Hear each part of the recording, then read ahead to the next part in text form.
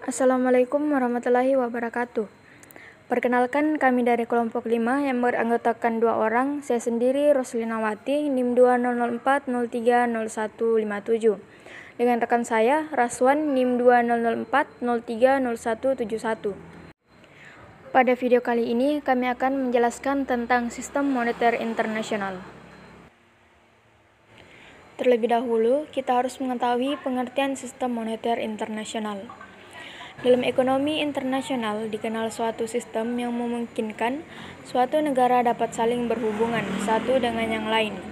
Sistem tersebut disebut sebagai sistem moneter internasional.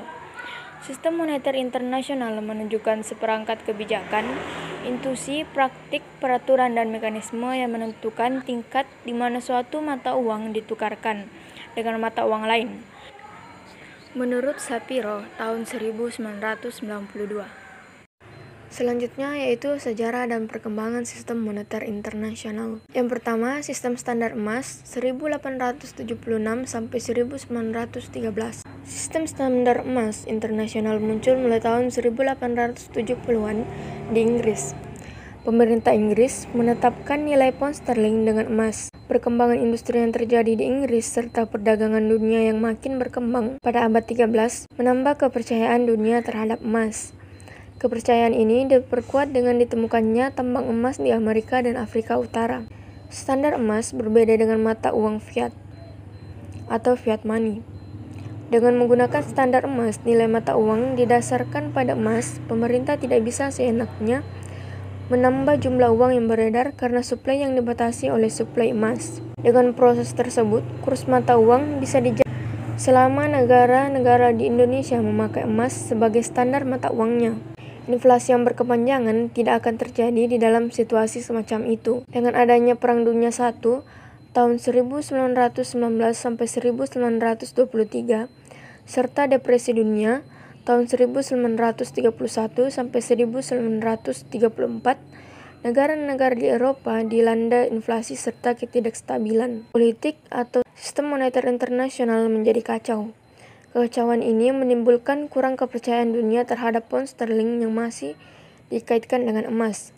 Pound sterling makin lama makin lemah posisinya. Kelemahan ini ditambah keharusan Inggris untuk memberi bantuan kepada Jerman. Pada tahun 1931, Inggris meninggalkan standar emas dan pound sterling jauh nilainya, diikuti oleh dolar Amerika. Yang kedua, periode Perang Dunia tahun 1914 sampai 1994. Perang Dunia I mengakhiri standar emas klasik. Periode antara kedua perang dunia secara umum ditandai oleh kekacauan perdagangan dan keuangan internasional. Terjadinya fluktuasi kurs sejak akhir perang sampai tahun 1925, kecuali di Amerika Serikat yang kembali ke standar emas dalam tahun 1919. Mulai tahun 1925, suatu usaha dilakukan untuk menetapkan kembali standar emas, akan tetapi runtuh tahun 1991 pada waktu Depresi Besar.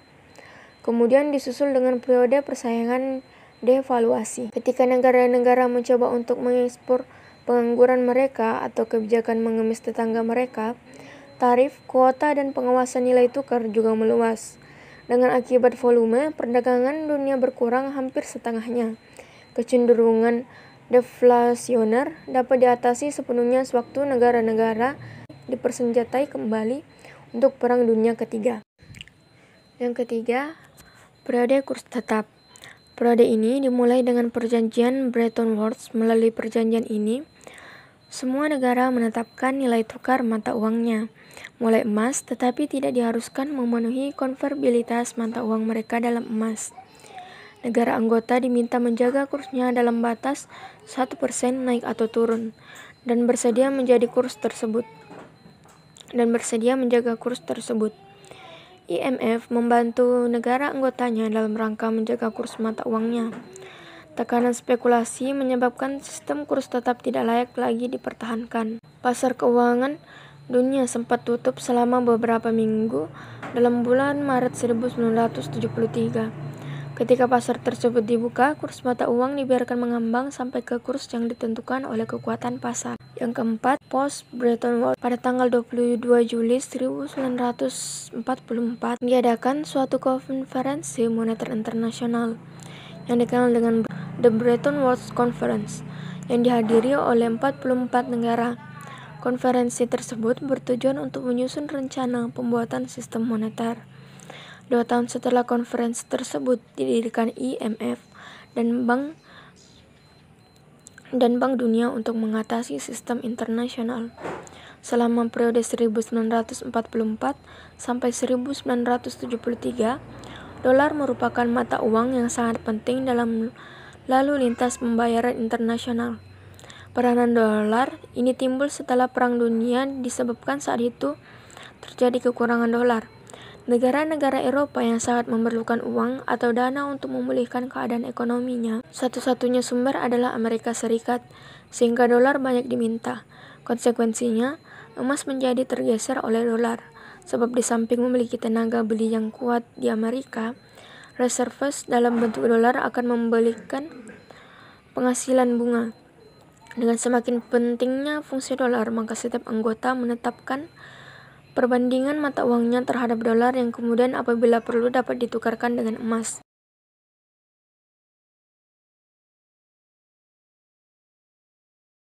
DMI beranggotakan 134 negara, di antara 10 negara maju mempunyai posisi yang sangat kuat di dalam mengambil keputusan.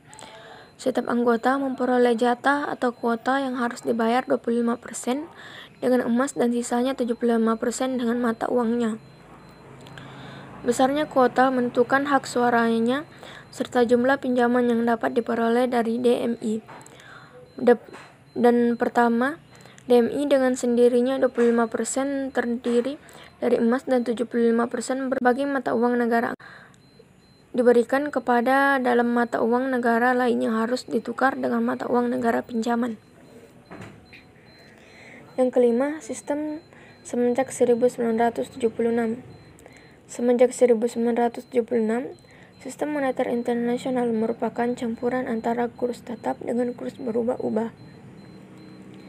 Mata uang yen, dolar, Kanada, Prancis, dan Swiss berfluktuasi tergantung dari permintaan dan penawaran. Sering juga penguasa moneter negara-negara tersebut melakukan campur tangan di pasar valuta asing untuk mengurangi fluktuasi kurs yang berlebihan.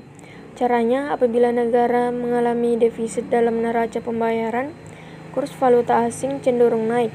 Untuk mencegah hal itu, bank sentral menjual valuta asing.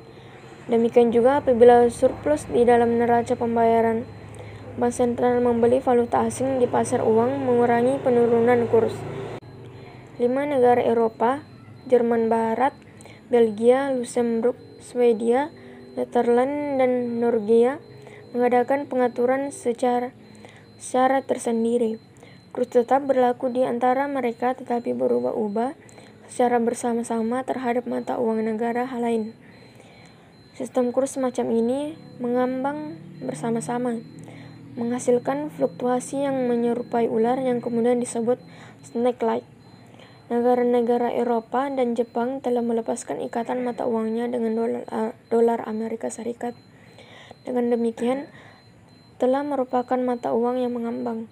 Namun demikian, dolar masih memegang peranan penting dalam lalu lintas pembayaran internasional, pembayaran luar negeri, kebijakan campur tangan dalam valuta asing oleh bank sentral, catatan statistik, dana moneter internasional, dan Perserikatan Bangsa-Bangsa masih menggunakan dasar mata uang dolar.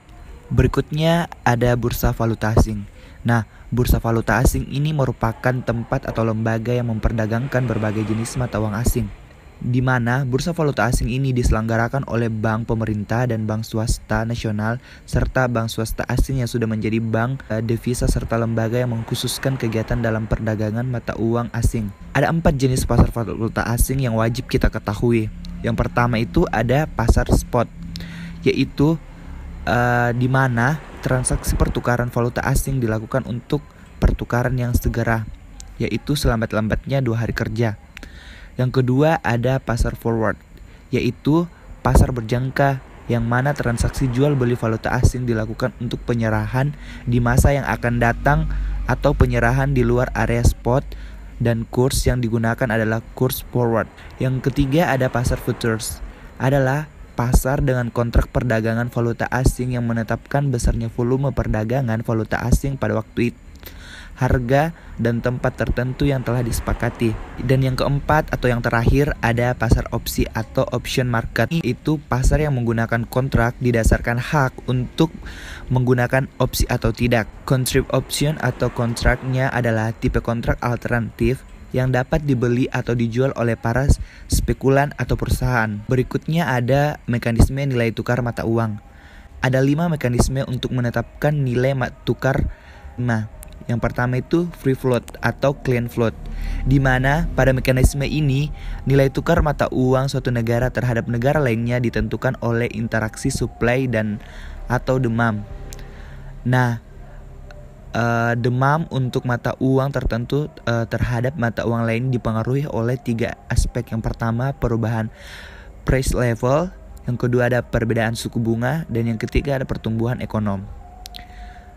Berikutnya selain dari free float ada managed float atau dirty float, yaitu mekanisme managed float memungkinkan pemerintah untuk intervensi pasar pertukaran mata uang untuk mengurangi ekonomi equity yang diakibatkan oleh free float. Namun, risiko free float dapat menyebabkan terjadinya inflasi serta menyebabkan terancamnya neraca pembayaran luar negeri karena membahayakan ekspor.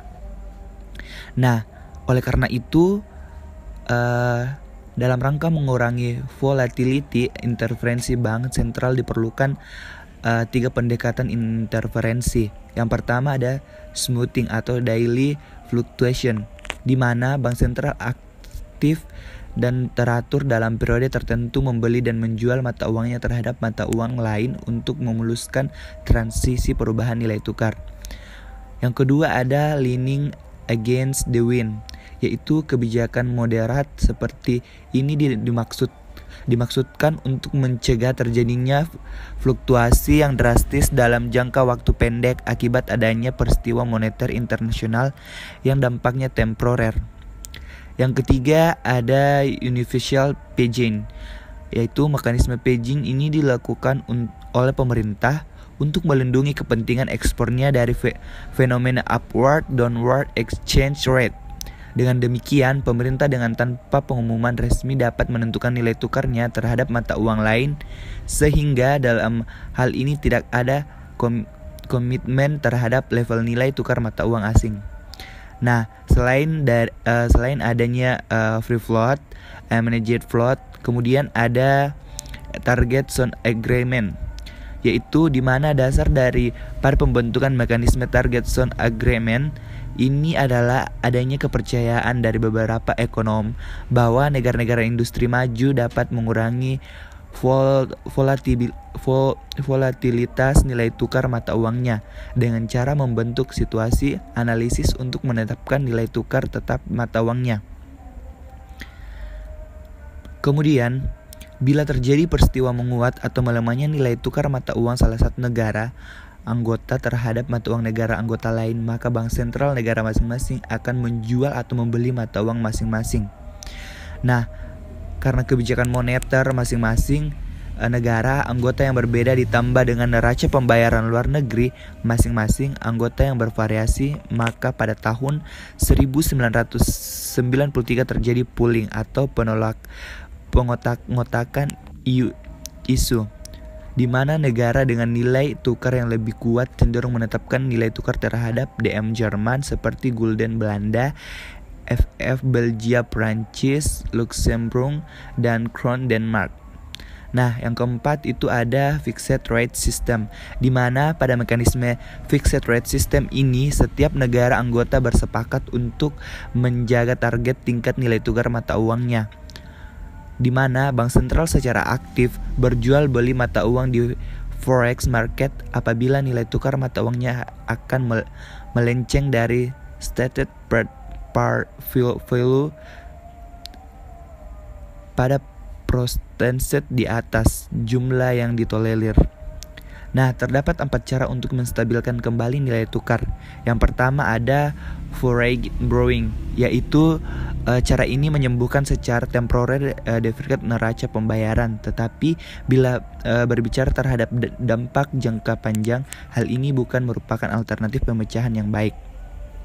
Kemudian ada austerity dan austerity, di mana kombinasi dari penggunaan belanja pemerintah dan meningkatkan pendapatan melalui pajak. Dengan naiknya pajak, maka national income akan berkurang sehingga dampaknya diharapkan dapat mengurangi impor yang pada akhirnya akan mengurangi defisit neraca perdagangan. Berikutnya ada kontrol terhadap harga dan gaji. Nah, cara ini merupakan alternatif dari austerity dan kurang populer pada zaman ini, karena kebijakan ini malahan akan lebih memberikan tekanan terhadap nilai tukar mata uang lokal, karena pemerintah dianggap tidak berniat untuk membasmi problem defisit neraca pembayaran yang sebenarnya. Kemudian berikutnya ada kontrol nilai tukar atau exchange controls, yaitu untuk menyeimbangkan neraca pembayaran luar negerinya. Beberapa negara berkembang menggunakan sistem ini. Dengan nilai mata uang overvalued akan menjatah sejumlah mata uangnya untuk ditukar dengan mata uang asing, sementara negara dengan nilai mata uang yang undervalued akan melarang masuknya modal asing ke dalam negeri. Nah,